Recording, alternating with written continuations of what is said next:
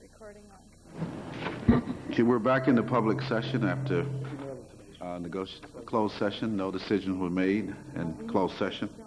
Item number 2, I believe. Yes, we have staff status report. You don't have the 6th member for quorum. Yeah, we don't make. They'll be down. We're not making a decision. We're just going to start discussion. Oh, here I hear them. Yeah, they're coming. They're in the room. I would note that there is no announcement from closed session. Patrick. Robbie. This kid. Okay. We have staff status report, agency PERS retirement benefits, and any miscellaneous items to be presented.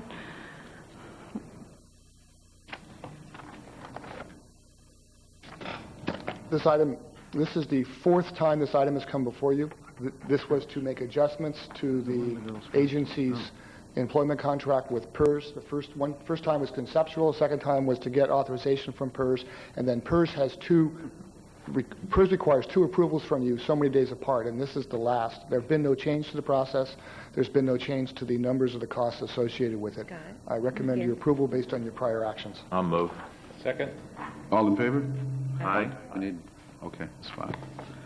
Item 3. Item 3 is a report back to a question posed 2 meetings ago by Councilman Jones, who pointed out that there is a conceptual flaw, if you want to view it from that perspective, in the cable television licensing ordinance, which would allow an applicant or applicants to apply for licenses to serve areas within the jurisdictions on a potential cherry-picking or individual basis. And the concern that was expressed was, is this a violation or a way around your universal service policies? It is conceptually a way around your universal service policies, but the way it got there was based on some very solid decision-making in 1988, 89, and 90 of all the lawsuits that were before us. I point out in the staff report that you may have reasons to issue licenses conceptually to less than the full county area. 2, that your most significant license was issued to Western Integrated Networks for a universal service build that actually is broader in scope than the franchise awarded or currently administered by us with Comcast, because that license does not include, the franchise does not include services to businesses. It only covers the imposed service area and the other urbanized areas of the county, but there's no obligation for the cable company, for Comcast, to serve businesses, point being that WIN took a broader approach. Staff's analysis is that this is a potential problem, but one that gets a monitor status at this time. If you were to get a license application or a series of license applications which you felt were contrary to your universal service policy, council's advised that you could delay their approval and move through an urgency ordinance amendment process among your jurisdictions to correct that if you found that it was an attempt to move against you or against your policy. In the staff report, I've laid out some examples of why, though, that may not be good policy. There may be some reasons why you would want to encourage less than an overbuild. So I'm saying maintain the status quo, watch and monitor, and receive and file. Great. If I may, David. I appreciate your report back on that, and you've accurately described the concern I had, but I think your recommendation makes sense. It's just something we ought to watch and make sure that we stay on top of to ensure that no one sort of cherry picks or uses this potential loophole as a way around our universal service requirement. But I'm satisfied with the staff recommendation. Does anyone want to speak on this item? No. Next item. Next item.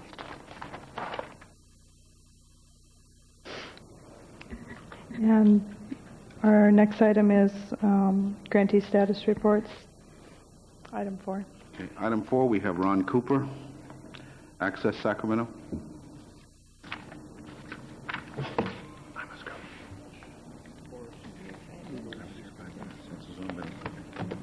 Hello everyone, Ron Cooper, Executive Director of Access Sacramento, and I left up there for each of you a couple of items. One is our latest newsletter, and it's been very busy, and so if you do take a moment, please glance through and and update on the many activities going on at Access Sacramento. In particular, I wanted to point out the planning that's going on for the regional conference that's going to be held at the Doubletree Hotel end of October, and to begin inviting you to put that on your calendars. I think it's going to be a very informative meeting gathering from 6 Western states, and all on the issues of community media and how best to serve our constituents. Speaking of which, the green outline that I've presented to you is also our current thoughts, and I wanted to share with you, as I have with John O'Farrell with the County of Sacramento executive offices. There is some really exciting changes going on in technology, and I wanted to just keep you up to speed in terms of some of the current thoughts that Access Sacramento is going through. It's based on the work that Metro 14 has done in terms of the playback systems employed, production training and production equipment, and also this unique window of time in which new providers like Western Integrated Networks and upgrades from Comcast and eventually AT&T might provide a very interesting window of opportunity to leverage technology and to use the internet locally and internationally to serve our communities. So I'll keep you apprised of that, and Mr. O'Farrell, and if there's any other folks that are interested in our participation in that planning effort, please let me know. I'll be very welcoming to those opportunities. If there are no questions, I'd like to introduce guests today that we worked with just wonderfully recently. Sally LaViolette of the Tierra de Oro Girl Scouts, to speak a little bit about what the Girl Scouts did with Access Sacramento. Thank you. Bring in cookies. I do have cookies too. Hi.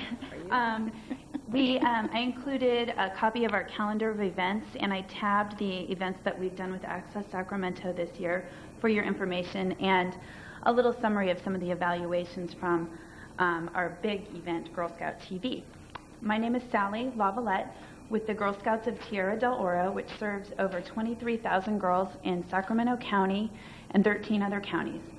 The mission of the Girl Scouts is to empower girls to grow strong in mind, body, and spirit. One of the ways that we do this is by offering programs on a variety of topics ranging from self-defense to sports, science, and technology. This year, over 300 Girl Scouts learned about technology at program events co-sponsored by Access Sacramento. Access Sacramento provided us with expertise and equipment we needed for Girl Scouts to experiment with technology hands-on. The highlight of the events was Girl Scout TV, where over 100 7th through 12th grade girls earned their audio-visual badge by learning about how video cameras work, exploring the history of radio, television, and the internet, and the cool part was creating their own public service announcements and music videos. The event not only furthered girls' knowledge of technology, but also gave them the opportunity to use technology creatively to become producers of television. This opportunity was truly empowering. In the past few weeks, over 200 first through 6th grade girls earned Girl Scout badges utilizing the computer labs and the staff of Access Sacramento. Girls created advertisements, illustrated stories, emailed other Girl Scouts, and researched national and international Girl Scout websites. When I first phoned Access Sacramento over a year ago, I was really inspired by all that was available to the community groups like Girl Scouts. Access is a unique and valuable partner for the Girl Scouts, and we plan to work with them for years to come to empower girls to enjoy technology and get a better understanding of how technology works. So does anybody have any questions about the activities that we did there? It was real fun. Watching the tape was really great. The kids seeing the whole range from the 6th graders doing Hakuna Matata from The Lion King to the 11th graders doing Madonna, and seeing kind of the developmental phases in between. But it was a great event. Any questions? Thank you. Thank you for being here. Chairperson, I just want to point the commissioners out to page 13 of the Girl Scouts annual report, where there's a very chipper-looking Girl Scout in the upper right-hand corner who might be familiar to some of you. Did you want some cookies? Don't ask us twice. The only reason they're still here is they saw the cookies. As long as it's not over 250. Okay. Who's the picture? Picture Violet. Yeah, okay. Well, we've got him here. How about that? Hey. Yeah, this is one of our favorite girls. My problem is I You know, you've got a, there's a Saw that on the picture outside of the box, I'll go for that. of Violet there, but I'd like you to know that I am an honorary Girl Scout. That's right. You carry your card. I'm impressed. Yes. John Fleischman?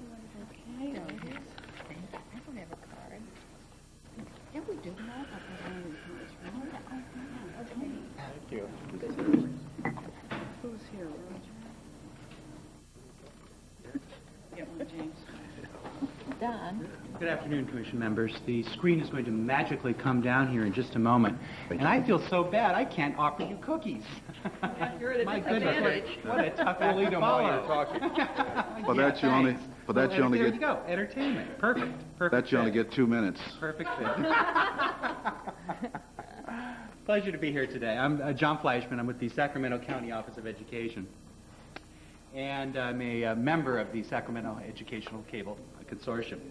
On your desk you have a program guide, the April programming guide. Be sure to take a look at that, listing programming for April. It's a fantastic resource for schools throughout the region. What I wanted to do is just to take a few minutes today and talk with you briefly about some of the projects that the County Office of Education is doing in collaboration with SEC and Comcast. One of the things that we're doing right now is putting that connection, getting the county office connected to the fiber, so that we will, in a short period of time, be able to deliver programming to the entire subscribership.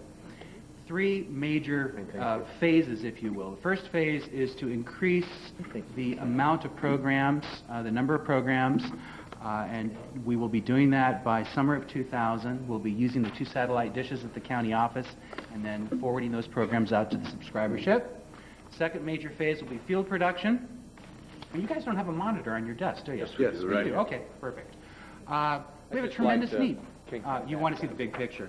We have a tremendous need. There's a lot of changes going on in education, professional development. We're trying to address the new standards now in language arts and mathematics, and one of the best ways to do that is through the use of video. So we will be going out to classrooms, producing videos, packaging the best teachers, and then making those programs available via cable. Third major phase will be studio production. We're ramping up a new studio at the County Office of Education, and we will be moving into providing direct distance learning opportunities for elementary, secondary, and adult learners. Perhaps one of the most exciting areas is the digital divide, and you hear a lot about that these days. Folks need access to information at all levels, in schools and in homes. We have a wonderful project going on right now in partnership with the Cable Consortia, with San Juan Schools, with the County Office of Education, and the California Distance Learning Project. And what we're doing is bridging, checking out web TV devices, creating curriculum, and adult learners are now doing interactive instruction, combining video and doing independent work via the internet, via their web TV devices. These are some screenshots, some examples of what the students are working on. Ashley provides audio and interaction and immediately corrects the content that they put into the web page. Students love it. They love the audio. They love the email capability. So we're going to ramp this up now. We're going to now, next pilot project happening within 5 weeks, 25 learners will be taking web TV boxes home. They'll be watching video over cable, then connecting in any time of the day or night to do interactive instruction to learn the English language. So it's an exciting project. We're real excited about moving the county office, moving into delivering programming and exploring new ways of using the internet and coupling it with cable television. Questions? It's terrific. Thank you. Thank you. Our next item is franchisee and licensee general status presentations, and we have 2 presentations, one from Comcast Communications and a representative from Western Integrated Network. Mr. Chairperson, before we leave the last item, I wonder if I could speak to an issue that I've been thinking a little bit about since our last meeting.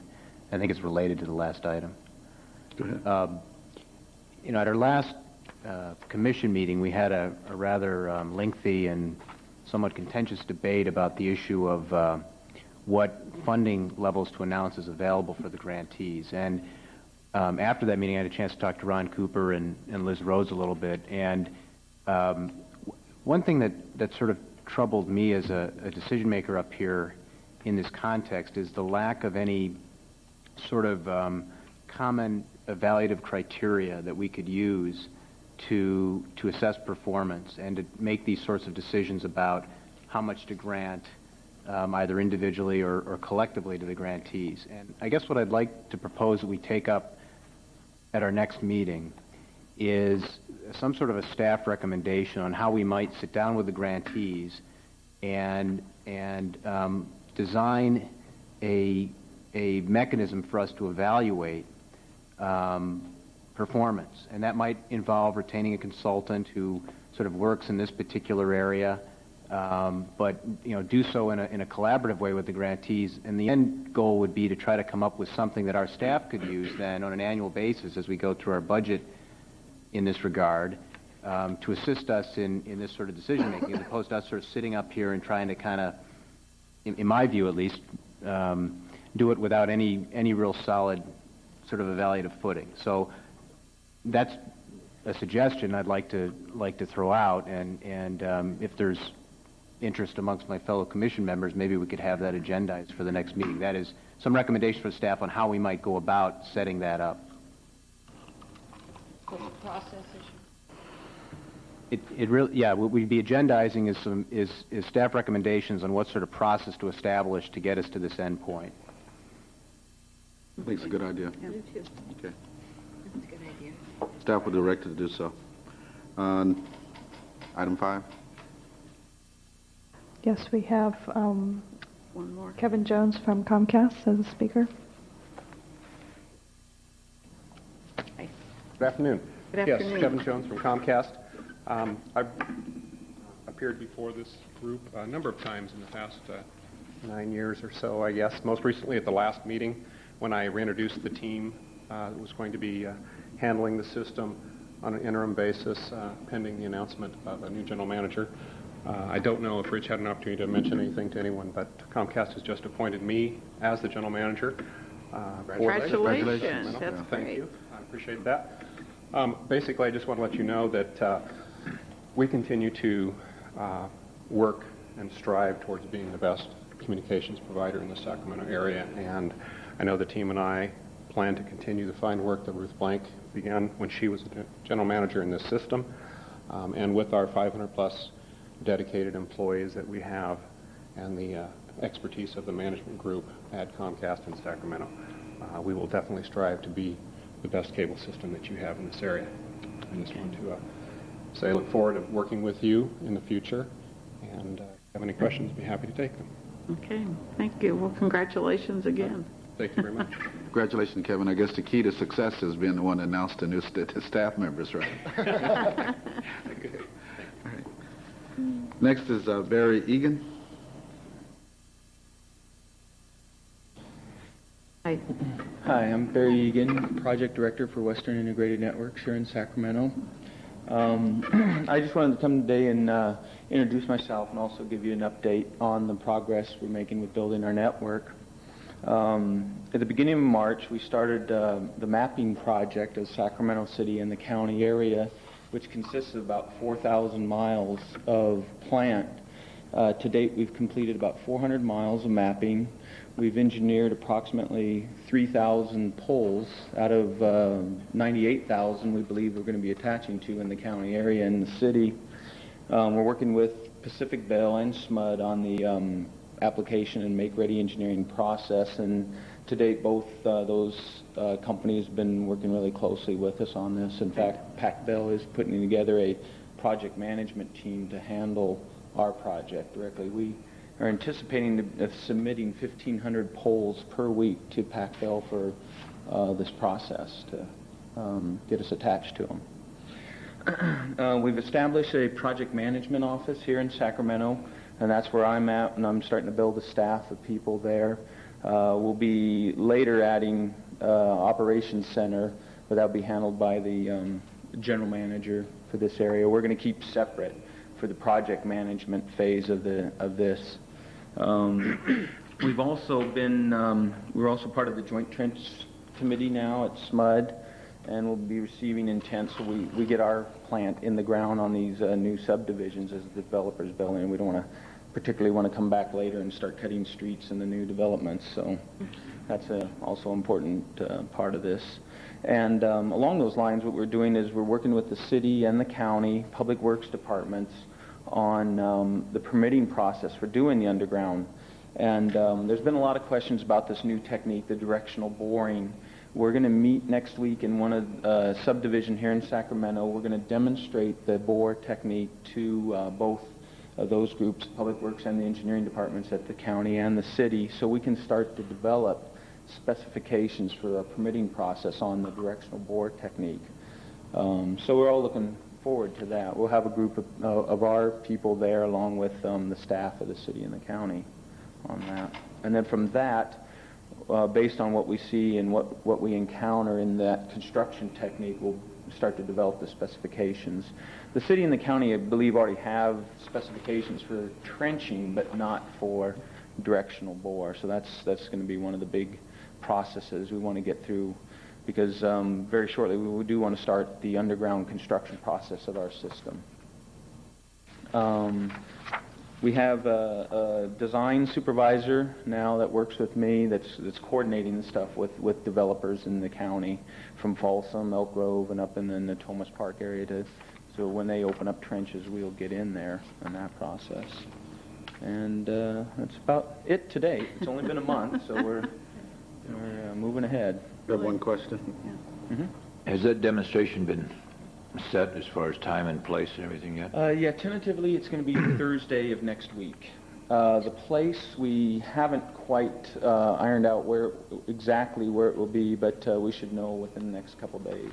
I'd appreciate it if you'd call my office. I'd like to see that. It could be a conflict because our city council's normally on Tuesday. We'll be next Thursday, but if I can, I'd like to be there. Can you tell me on the same subject, what's a ballpark figure on how far you can go before you have to come up when you're doing that directional trench? On the boring. The machines that we'll be using can bore approximately 500 feet in both directions from where they set up. But, it all depends, like if somebody's going down a cul-de-sac, it might be only a few hundred feet. No, but I meant running down a long boulevard or something. You can go 500, then you must have another entrance. What we do is basically a pothole, and where the bore will come out, and then we'd either a vault or a pedestal location would be where that is at. Then what we would do is that would be our next setup point, essentially. Right, so actually, I'm sorry, let me tell you, 1,000 feet away from where we set up, because then we'd come back 500 feet the direction to where that ended, and then proceed another 500 feet. Okay, so it'd be and every 1,000 feet you'd have a pothole then. Well, rough. yeah. No, I was just trying to get a sense of how far you could go once you were underneath there. Thank you. The size machine that's for this area and in residential applications would be about that, the 500-foot length. Okay, you'll let me know then what the time is and location on Thursday. Thank you. Any other questions? Thank you, Mr. Chair. Thank you, Barry. Okay, From my house. I'm going to add, even though Barry didn't, that I was told last weekend that Wynn has announced, at least publicly but not in the media yet, its general manager for Sacramento. I don't know where Barry was, but if you know Winston Ashizawa, who's been SMUD CAO, I believe, for the last 6 years, Winston has accepted the position as Wynn's general manager. So I'll let you know that, at least so that you won't be caught off guard. Fantastic news. Thank you. Yeah. Item 6 is public opportunity to discuss matters not on this agenda but within the commission's jurisdiction. We don't have any requests to speak. That concludes our commission meeting unless there's no further items on the agenda. Thank you. Thank you. Good first meeting, James. Did a great job. Enjoy your trip.